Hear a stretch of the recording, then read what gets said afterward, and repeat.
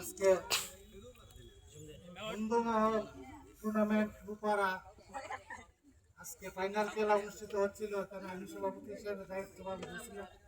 অত্যন্ত আনন্দ লাগছে।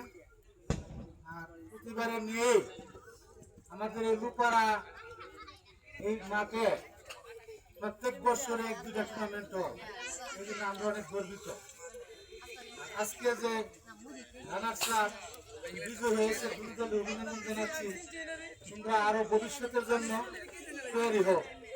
খেলা মানে আনন্দ, খেলাতে পরিবেশ সৌন্দর্য থাকে, সুতরাং তোমরা ভবিষ্যতের জন্য তৈরি হয়ে যায়।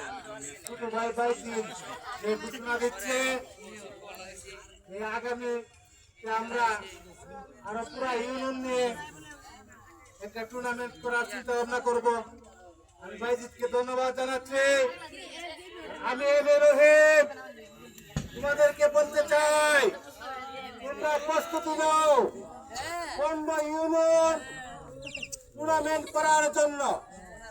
15 ইউনিয়নে টুর্নামেন্ট করলে যাবতীয় যে খরচাদি আছে সব আমি বহন করবো এবং তোমরা সহযোগিতা করবো। পাশাপাশি চুনটা ইউনিয়নে মিল্লা একটা জাতীয় টিম তৈরি করার প্রস্তুতি নেওয়ার জন্য অনুরোধ জানিয়ে আজকের সংক্ষিপ্ত খেলা এখানে সমাপ্ত ঘোষণা করছি। পুরস্কার বিতরণী আরম্ভ হবে। আল্লাহ হাফেজ।